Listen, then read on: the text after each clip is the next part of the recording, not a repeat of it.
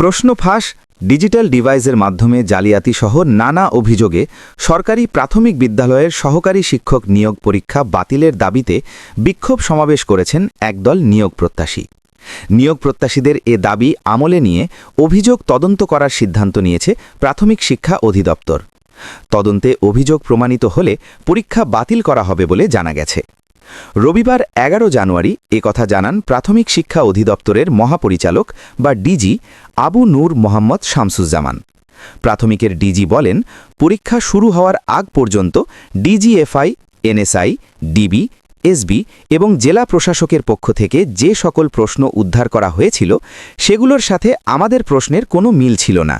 তবে প্রশ্ন ফাঁসের চেষ্টা হয়েছে, এটা অস্বীকার করা যাবে না। আবু নূর মোহাম্মদ শামসুজ্জামান বলেন, ডিজিটাল ডিভাইসের মাধ্যমে পরীক্ষায় নকলের চেষ্টা হয়েছে। এটি প্রশ্ন ফাঁস না। এই নকলের দায়ে ২০৭ জনকে বহিষ্কার করা হয়েছে। অনেক জায়গায় মামলা হয়েছে, অভিযুক্তদের বিভিন্ন মেয়াদে সাজা দেওয়া হয়েছে।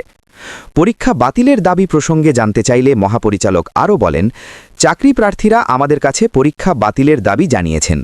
আমরা তাদের দাবির প্রতি সম্মান জানিয়ে বিষয়টি তদন্ত করার সিদ্ধান্ত নিয়েছি। তদন্তে অভিযোগ প্রমাণিত হলে পরীক্ষা বাতিল করা হবে। এর আগেও ২টি পরীক্ষা বাতিল করা হয়েছিল।